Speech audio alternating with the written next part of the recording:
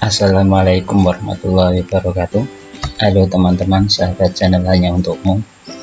Pada kesempatan kali ini kita akan membuat video pembahasan untuk pelatihan terbaru yang akan dilaksanakan mulai tanggal 18 sampai 22 Mei. Nah, di sini saya akan mencoba untuk membuat video pembelajaran yang pelatihan multimedia berbasis web yang ini ya.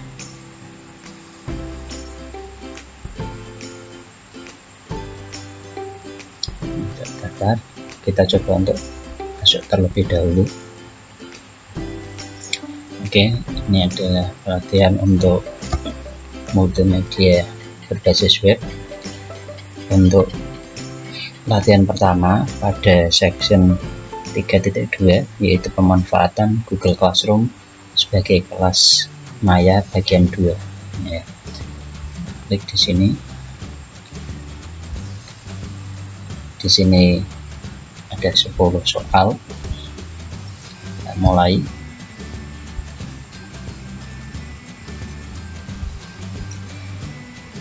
Oke, untuk soal yang pertama, bagaimana guru dapat mengelola dan mengorganisir kelas serta tugas di Google Classroom? Jawaban yang benar adalah C. Menggunakan fitur Classwork untuk membuat berbagai jenis tugas.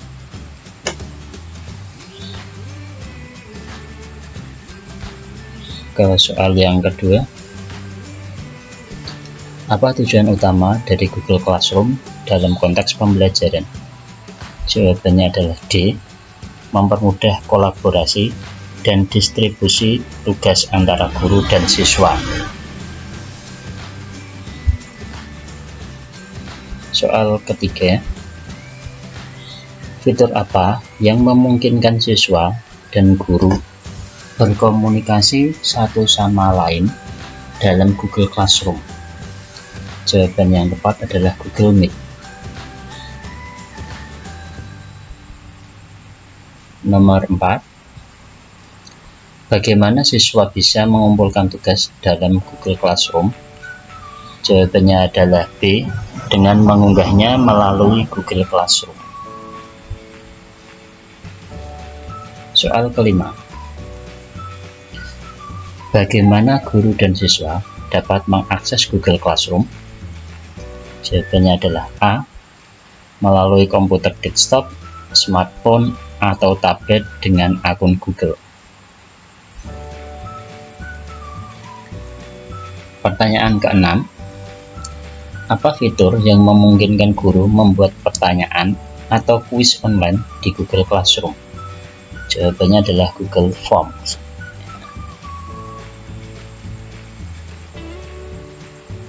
Pertanyaan ke-7, apa fitur yang memungkinkan guru menilai dan memberikan umpan balik kepada siswa dalam Google Classroom?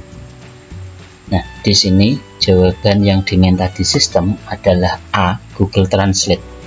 Tetapi seharusnya jawaban yang betul adalah C. Google Grading. Ya, jika teman-teman ingin mendapat nilai sempurna di pelatihan ini, maka pilihlah A. Google Translate, walaupun jawaban aslinya adalah Google Grading.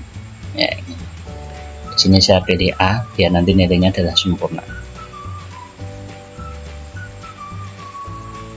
Nomor 8, apa fitur utama dalam Google Classroom yang memungkinkan guru memposting materi, tugas, dan informasi lainnya? Jawabannya adalah B. Stream. Soal ke-9, Google Classroom adalah platform pembelajaran digital yang dikembangkan oleh perusahaan apa? Jawabannya C. Google. Nomor 10, soal terakhir, apa yang terjadi ketika seorang siswa mengepostkan komentar di bawah tugas di Google Classroom? Mengepostkan komentar di bawah tugas di Google Classroom. Jawabannya adalah C. Tugas tetap terbuka untuk revisi atau diskusi lebih lanjut. Kita coba untuk menyelesaikan ini. Kita klik selesai dan saya yakin. Nilainya 100 ya, walaupun tadi ada satu jawaban yang tidak sesuai dengan seharusnya. Kita lanjut untuk sesi berikutnya.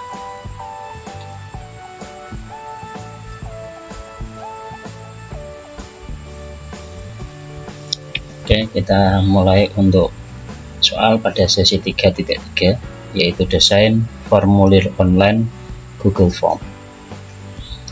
Kita klik selanjutnya untuk memunculkan soal. Ada 10 soal lagi.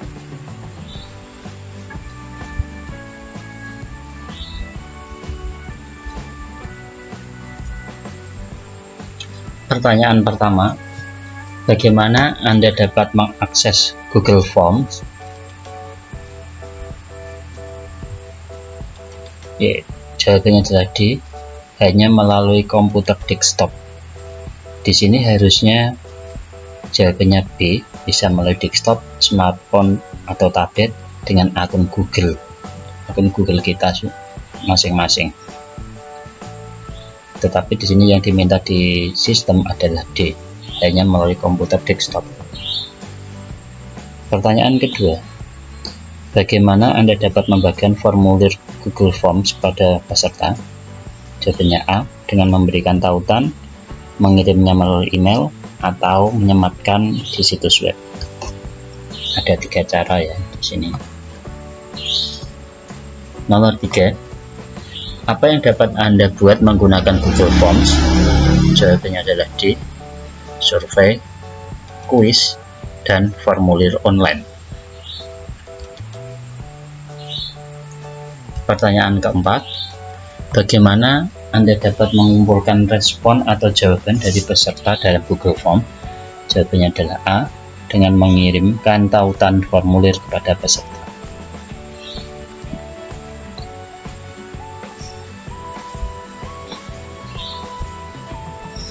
Pertanyaan kelima, Google Form adalah alat dari perusahaan apa yang digunakan untuk membuat kuesioner dan survei secara online? Jawabannya adalah D, Google. Sudah jelas di sini ya. Pertanyaan keenam, bagaimana Anda dapat melihat dan menganalisis respon yang telah dikumpulkan dalam Google Forms? Jawabannya A, dengan melihat laporan dan grafik yang dihasilkan dalam lembar kerja spreadsheet Google. Pertanyaan ketujuh, apa yang terjadi ketika seseorang mengisi dan mengirimkan respon di Google Forms? Jawabannya C, respon akan disimpan dan dapat dilihat dalam bentuk lembar kerja spreadsheet. Pertanyaan ke-8, apa yang dimaksud dengan logika percabangan atau branching logic dalam Google Form? Jawabannya adalah B, kemampuan untuk mengarahkan peserta ke pertanyaan berikutnya berdasarkan jawaban sebelumnya. Jadi nanti setiap jawaban yang dipilih akan diarahkan ke halaman yang berbeda sesuai dengan jawaban masing-masing peserta. Nomor 9, apa tujuan utama dari Google Forms dalam konteks pembelajaran? Jawabannya D, membuat kuesioner dan survei untuk mengumpulkan data.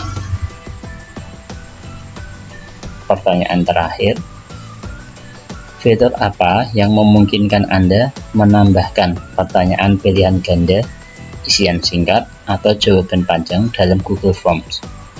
Jawabannya adalah B, multiple choice. Kita selesaikan. Saya yakin.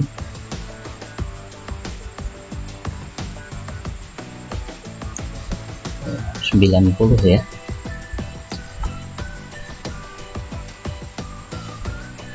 Mungkin ada yang kurang pas, bisa kita cek sebentar bagian mana yang jawabannya tidak sesuai, dengan kita ulangi lagi ya.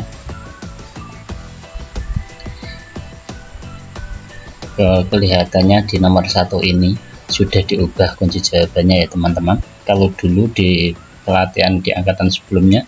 Jawabannya adalah D. Yang ini jawabannya adalah B. Sudah sesuai, sudah dibetulkan, yaitu melalui komputer desktop, smartphone atau tablet dengan akun Google. Ya, untuk mengakses ini yang terpenting adalah bisa login ke akun Google kita, maka bisa mengakses Google Form, entah itu pakai komputer, mau smartphone, mau tablet, atau yang lain. Kita langsung ke soal ke-10, kita selesaikan. Nah, lihat teman, dapat nilai sempurna 100. Itu sudah selesai, betul semua yang kita kerjakan tadi. Kita lanjutkan untuk sesi berikutnya.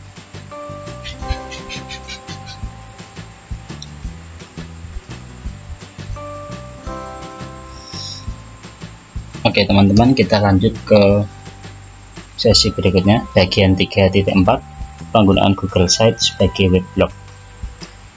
Kita lanjutkan, ada 10 soal lagi ya. Kita mulai mengerjakan.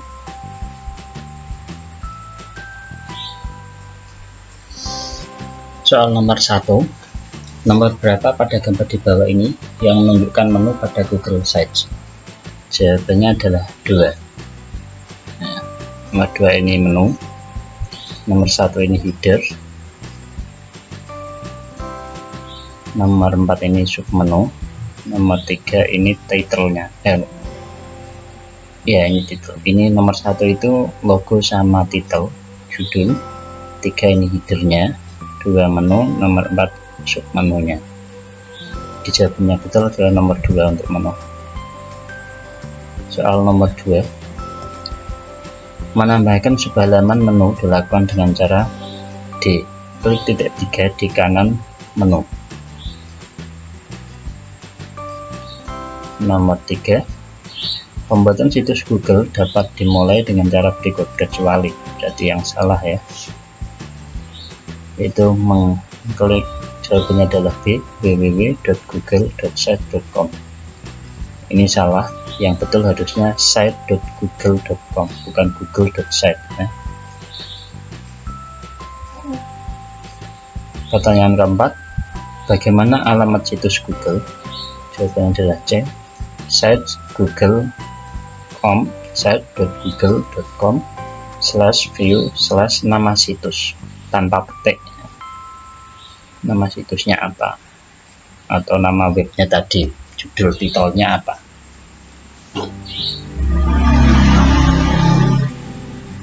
Pertanyaan kelima, layanan Google untuk membuat situs web adalah C, Google Site. Nomor 6, nama dari aplikasi dengan simbol tersebut adalah B, Google Mail, atau yang biasa kita sebut email ya.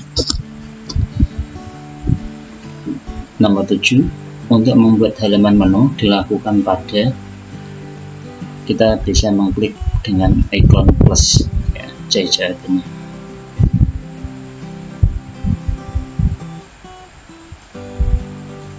Nomor 8, ikon yang berfungsi menyisipkan gambar dari internet atau komputer adalah D, yang ada logo gambar.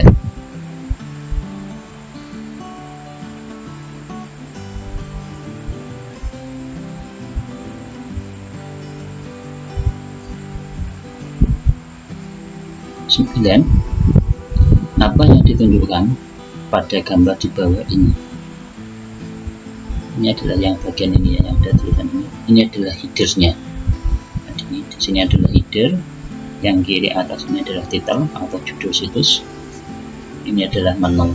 Di sini ada menunya. Jadi jawabannya betul adalah B, header halaman Google Site. Soal terakhir, langkah baru, kemudian lainnya, kemudian Google Sites dilakukan untuk memulai pembuatan Google Sites pada A, Google Drive.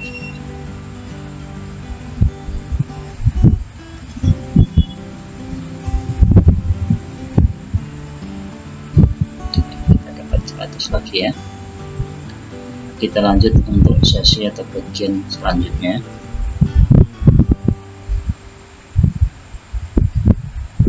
ke bagian 3.5, pemanfaatan Google Drive sebagai media penyimpanan.